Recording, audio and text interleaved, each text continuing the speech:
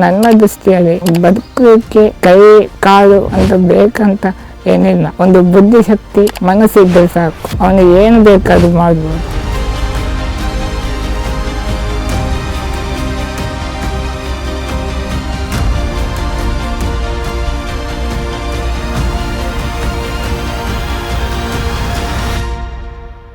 Wheel ಚೇರ್ನಲ್ಲಿ ಕೂತು ಲೈಫ್ನ ಬಗ್ಗೆ ಹೊಸ ಆಯಾಮವೊಂದನ್ನು ಪರಿಚಯಿಸಲಿರುವ ಈ ವ್ಯಕ್ತಿಯ ದೇಹದಲ್ಲಿ ಸ್ವಾಧೀನವಿರೋದು ಈ ಹೆಬ್ಬೆರಳೊಂದಕ್ಕೆ ಮಾತ್ರ. ಈ ಒಂದು ಹೆಬ್ಬೆರಳ ಸಹಾಯದಿಂದ ತನ್ನದೇ ಉದ್ಯಮಗಳನ್ನು ಸ್ಥಾಪಿಸಿ ದೇಶದಾದ್ಯಂತ ಹಲವು ಬ್ರ್ಯಾಂಡ್ ಬಿಲ್ಡ್ ಮಾಡ್ತಾ ಇರುವ, ಬದುಕಿಗೆ ಚಾಲೆಂಜ್ ಹಾಕಿ ಬದುಕ್ತಾ ಇರುವ ಅಪೂರ್ವ ವ್ಯಕ್ತಿತ್ವದ ಪರಿಚಯ ಈ ಎಪಿಸೋಡ್ನಲ್ಲಿ. ಸಾಮಾನ್ಯ ಮಕ್ಕಳಂತೆಯೇ ಜನಿಸಿ ಹುಟ್ಟಿದ 9ನೇ ತಿಂಗಳಿನಲ್ಲಿ ದೇಹದ ಸ್ವಾಧೀನ ಕಳೆದುಕೊಂಡರೂ ಪ್ರವಾಹದ ವಿರುದ್ಧ ಈಜುತ್ತಾ ಬಂಟ್ವಾಳದ ಕಬೀರ್ ದ ಬಾಸ್ ಆದ ಕಥೆ ಇದು. ನನಗೆ ಆಗಲ್ಲ ಅಂತ ಏನಿಲ್ಲ, ಐ ಕ್ಯಾನ್ ಡು ಎನಿಥಿಂಗ್. ಇದು ಬರೀ ಡೈಲಾಗ್ ಅಲ್ಲ, ಮೊಬೈಲ್ನಲ್ಲಿ ಸಾಮಾನ್ಯ ಎಡಿಟಿಂಗ್ನಿಂದ ಆರಂಭಿಸಿ ತನ್ನದೇ ದುಡಿಮೆಯ ಹಣದಿಂದ ಕಾರು ಖರೀದಿಸಿದ ಕಬೀರ್ ಸಾಧನೆಯ ರಿಯಾಲಿಟಿ.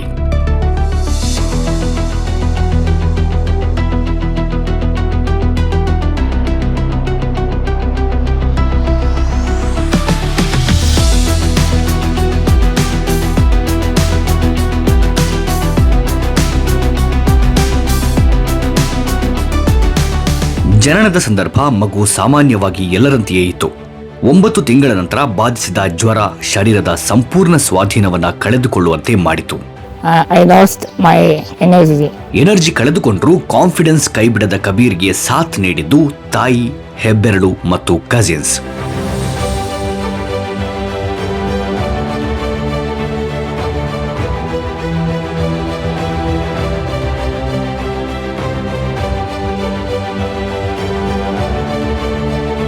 ಎಡಿಟಿಂಗ್ ಅನ್ನೋದು ನಂಗೊಂದು ಕ್ರೇಜ್ ಅನ್ನುವ ಕಬೀರ್ 2016ರಲ್ಲಿ ತನ್ನ ಮೊಬೈಲ್ನಲ್ಲೇ ಎಡಿಟಿಂಗ್ ಪ್ರಾರಂಭಿಸಿದ್ರು. ತನ್ನ ಕಲ್ಪನೆಯಲ್ಲಿದ್ದ ಐಡಿಯಾ ಕಾನ್ಸೆಪ್ಟ್ಗಳನ್ನು ಫೋಟೋ ಎಡಿಟ್ ಮೂಲಕ ಕ್ರಿಯೇಟ್ ಮಾಡಿದ್ದನ್ನ ಕಂಡು ನಾವೇ ಒಂದು ಕ್ಷಣ ಅಚ್ಚರಿಗೊಳಗಾದೆವು.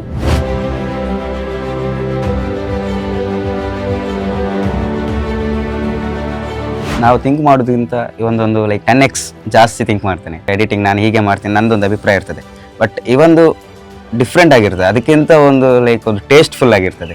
ಸಣ್ಣ ಮಟ್ಟದಲ್ಲಿ ಫೋಟೋ ಎಡಿಟ್ ಮೂಲಕ ಪ್ರಾರಂಭವಾಗಿದ್ದ ಈ ಕ್ರೇಜ್ 2019ರ ವೇಳೆ ಆನ್ಲೈನ್ ಬಿಸ್ನೆಸ್ ಆಗಿ ಬದಲಾಯಿತು. ಈಗ ಕಬೀರ್ ಇಲ್ಲದ ಕ್ಷೇತ್ರವೇ ಇಲ್ಲ. ವೆಡ್ಡಿಂಗ್ ಶೂಟಿಂಗ್ ಮಾಡ್ತಾರೆ ಅವರು, ಟೈಅಪ್ ಆಗಿ ಬೇರೆ ಬೇರೆ ತುಂಬ ಒಂದೇ ಡಿಪಾರ್ಟ್ಮೆಂಟ್ ಅಂತಲ್ಲ, ಬೇರೆ ಬೇರೆ ವೆಡ್ಡಿಂಗ್ ಹ್ಯಾಂಪರ್ಸ್, ನಂತರ ಒಂದು ಟೆಂಟ್ ಇದ್ದು, ಮದುವೆ ಬೇಕಾದ ಟೆಂಟ್ ಇದ್ದು, ಅದರಲ್ಲಿ ಕೂಡ ಟೈಅಪ್ ಆಗಿದೆ. ಮತ್ತು ಟ್ರಾವೆಲ್ಸ್ ಇದೆ, ನಿಮ್ಗೆ ಇವಾಗ ಬುಕ್ಕಿಂಗ್ ಮಾಡಬೇಕಾದ್ರೆ ಟಿಕೆಟ್ ಬುಕ್ಕಿಂಗ್, ಫ್ಲೈಟ್ ಟ್ರಿಪ್, ಅದು ಯಾವುದು ಎಲ್ಲ ಅವ್ನು ಮಾಡಿಕೊಡ್ತಾನೆ. ನಮ್ಮ ಫ್ಯಾಮಿಲಿಯಲ್ಲಿ ಇವಾಗ ಉಮ್ರೆಗೆ ಹೋಗಬೇಕಾದ್ರೆ ಕೂಡ ಅವನು ಅದಕ್ಕೆ ವ್ಯವಸ್ಥೆ ಮಾಡಿಕೊಡ್ತಾನೆ. ಆ ರೀತಿಯಾದಂಥ ತುಂಬ ಒಳ್ಳೊಳ್ಳೆ ಕೆಲಸ ಮಾಡ್ತಾ ಇದ್ದಾನೆ.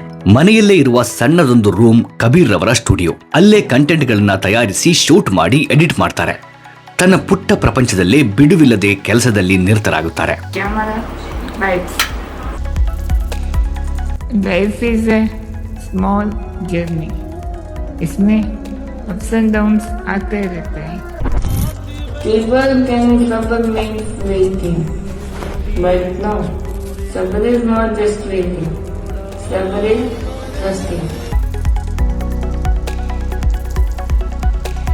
Day in the night photo editing ಆಗ್ತಾಯಿರೋದು, ಬೆಳಗ್ಗೆ ಏನಾದ್ರು ಕ್ಲೈಂಟ್ಸ್ ಜೊತೆಗೆ ಮಾತಾಡೋದು, ಆರ್ಡರ್ ತೆರೆಯೋದು, ಮತ್ತು ಅವ್ರಿಗೆ ಹೇಳೋದು ಹೇಗೆ ಮಾಡಿ ಅದನ್ನು ನೋಡಬೇಕು. ಡ್ರೆಸ್ ಕಲೆಕ್ಷನ್ಸ್ ನೋಡಬೇಕು, ಅದು ಕಲೆಕ್ಟ್ ಮಾಡಬೇಕು. ಕೆಲಸವಿರಲಿ, ಸುತ್ತಾಟವಿರಲಿ, ನೋವಿರಲಿ, ನಲಿವಿರಲಿ, ಪ್ರತಿ ಹಂತದಲ್ಲೂ ಕಬೀರ್ಗೆ ಬೆನ್ನೆಲುಬಾಗಿ ನಿಲ್ಲುವುದು ಅವರ ಕಸಿನ್ಸ್.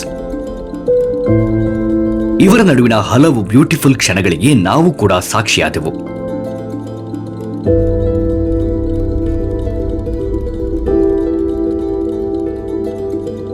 ಫೀಲ್ ಆಗಲಿಕ್ಕೆ ಕಸಿನ್ಸ್ ಬಿಡಲಿಲ್ಲ, ನನಗೆ ಸಪೋರ್ಟಾಗಿ ಅವರೇ ಇರೋದು. ಓಕೆ, ಅವರಿಂದ ನಾನು ಇಷ್ಟುವರೆಗೆ ಬಂದಿದ್ದೇನೆ. ಇವಾಗ ನಾವು ಎಲ್ಲಿಗಾದ್ರೂ ಹೋಗ್ಬೇಕಾದ್ರೂ ಕೂಡ ಇವನು ಕರ್ಕೊಂಡು ಹೋಗ್ತೇವೆ, ಒಟ್ಟಿಗಿರ್ತೇವೆ. ಇವಾಗ ಒಂದು ಕೈ ಕೂಡ ಎತ್ತಬೇಕಾದ್ರೆ ನಾವು ಕೂಡ ಎತ್ತಿ ಅವ್ನಿಗೆ ಇದು ಮಾಡಬೇಕಷ್ಟೇ. ಹಾಗೆ ಫೀಲ್ ಆಗ್ತದೆ ನನಗೆ ಆಗಲಿಲ್ಲ ಅಂದರೆ ಅವ್ರಿಗೆ ಫೀಲ್. ಅವನು ಹೇಳೋ ಮುಂಚೆನೆ ನಾವು ಅದನ್ನು ಕವರ್ ಮಾಡ್ತೇವೆ. ಅವನಿಗೆ ಈಗ ಕೈ ನೋವಾಗ್ತುಂಟು, ಅದನ್ನು ತೆಗೆದು ಲೈಕ್ ಸರಿ ಮಾಡಬೇಕು ಅಂತೇಳಿ. ಸೊ ಅಷ್ಟು ಕಂಫರ್ಟೇಬಲ್ ಆಗಿದೆ ಅವನೊಟ್ಟಿಗೆ. ಮತ್ತು ಎಲ್ಲಿಗಾದ್ರೆ ಅವನ ಅಭಿಪ್ರಾಯ ಹೇಳಬೇಕಾದ್ರೆ ನಮ್ಮೊಟ್ಟಿಗೆ ಒಂದು ಶೇರ್ ಮಾಡ್ತಾನೆ, ಈ ರೀತಿ ನೀವು ಮಾಡಬೇಕು ಈಗ ನಾವು ಮಾಡಿದ್ರೆ ಆಗ್ಬೋದಾ, ಹಾಗೆ ನಾವೆಲ್ಲ ಡಿಸ್ಕಷನ್ ಮಾಡ್ತೇವೆ ಕಸಿನ್ಸ್ ಎಲ್ಲ. ಕಬೀರ್ ಬಾಸ್ ಅಂದರೆ ಅದು ನಾನು ಇಟ್ಟ ಹೆಸರಲ್ಲ, ನನ್ನ ಕಸಿನ್ಸ್ ಇಟ್ಟ ಹೆಸರು ಕಬೀರ್ ಅಂದರೆ ದೊಡ್ಡವನು. ಸೊ ಅದಕ್ಕೆ ಮ್ಯಾಚ್ ಆಗಿ ಕಬೀರ್ ಬಾಸ್, ನೀನು ಮಾಡು ನಾವಿದ್ದೇವೆ, ನೀನು ಏನು ಬೇಕಾದ್ರೂ ಮಾಡು ನಾವಿದ್ದೇವೆ ಅಂತ. ನಾನು ಒಬ್ಬ ಅಲ್ಲ, ನನ್ನ ಹಿಂದೆ ತುಂಬ ಜನ ಇದ್ದಾರೆ. ಯಾವುದೇ ಔಪಚಾರಿಕ ಶಿಕ್ಷಣ ಪಡೆಯದ ಕಬೀರ್ಗೆ ಇವತ್ತು ಕೇರಳ, ದಿಲ್ಲಿ, ತಮಿಳುನಾಡು ಮೊದಲಾದ ರಾಜ್ಯಗಳ ಕ್ಲೈಂಟ್ಗಳಿದ್ದಾರೆ. ಸಣ್ಣ ವಯಸ್ಸಿನಲ್ಲಿ ಕಾರ್ಟೂನ್ಗಳನ್ನು ನೋಡಿ ಹಿಂದಿ ಭಾಷೆ ಕಲಿತ ಇವರು ಬಿಸ್ನೆಸ್ ಶುರು ಮಾಡಿದ ಮೇಲೆ ಕ್ಲೈಂಟ್ಗಳ ಜೊತೆ ಮಾತನಾಡಿ ಇಂಗ್ಲಿಷ್, ಮಲಯಾಳಂ ಭಾಷೆಗಳನ್ನ ಕಲಿತರು. ಯಾರು ಇಲ್ಲ ಅಂದ್ರೆ ನನಗೆ ಸ್ವಲ್ಪ ಕಷ್ಟ ಆಗ್ತದೆ. ಕಾಲು ಕೆಳಗೆ ಇರ್ತದಲ್ಲ, ಆಗ ಇರುವೆ ಬಂದು ಕಚ್ತದೆ, ಅವಾಗ ಅದರ ತುಂಬ ಕಷ್ಟ ಆಗ್ತದೆ. ಏನಂದರೆ ಸೊನ್ನೆ ಬಂದಾಗ ನನ್ನ ಅಮ್ಮ ಇದ್ದಾರೆ, ತಾಕತ್ತು ಅಂತ ಹೇಳ್ಬೋದು. ನಂದು ಎದೆ ಜೀವ ಥರ ಇದೆ, ಅವರೇ ನೋಡ್ಕೊಳ್ಳೋದು ಏನಾದರೂ ಒಂದು ಹೇಳೋದಾದ್ರೆ ಹಾಗೆ ಬ್ರೈನ್ಕಂತೂ ನಾನು, ಬಾಡಿಗಂತೂ ಅವರಂತ. ನನ್ನ ತಂಗಿಯ ಮಗ, ಮತ್ತು ಅವ ಒಂದೇ ಏಜಿನ. ಇಷ್ಟು ಹತ್ತಿರದಲ್ಲಿ ಆ ಮಗುವನ್ನು ನೋಡೋ ನಮಗೆ ಬೇಸರ ಆಗ್ತದೆ ಅಷ್ಟೇ. ಬೇಸರ ಒಂದು, ಆ ತಾಯಿಯನ್ನು ಮೆಚ್ಚಬೇಕು, ಅವರ ಮನಸ್ಸನ್ನು ನಾವು ಮೆಚ್ಚಬೇಕು. ಯಾಕಂತ ಹೇಳಿದ್ರೆ ಯಾವ ತಾಯಿ ಸಹ ಇಷ್ಟೊಂದು ಇದರಲ್ಲಿ ನೋಡ್ಲಿಕ್ಕಿಲ್ಲ. ಪಾಪ ಅವರಿಗೆ ನಿದ್ದೆ ಇಲ್ಲ, ಯಾವುದೂ ಇಲ್ಲ. ಇಲ್ಲಿ ನಮ್ಮ ಪ್ರಾಯದವರು ಇದ್ರು, ಮುಸಾಕ ಅಂತ. ಕಬೀರಿಗೆ ಇಲ್ಲಿ ಬರದೆ ಸಾಧ್ಯವೇ ಇಲ್ಲ. ಅವರು ಎತ್ತುಕೊಂಡು ಬರ್ಬೇಕು ಅವನನ್ನು. ಇಷ್ಟೊಂದು 4 ಗಂಟೆ ಆಗುವಾಗ ಇಲ್ಲಿ ಬರಲೇಬೇಕು ಅವನು. ದೇವರು ಅಂದರೆ ಸೃಷ್ಟಿ ಮಾಡಿದ ಯಾವುದಾದ್ರೂ ಕಾರಣ ಇರಬೇಕು, ಇಲ್ಲಂದರೆ ಅವನು ಸೃಷ್ಟಿ ಮಾಡೋದು. ಅವನಿಗೆ ಕೂಡ ಶುಕ್ರ ಹೇಳಬೇಕು ನಾವು.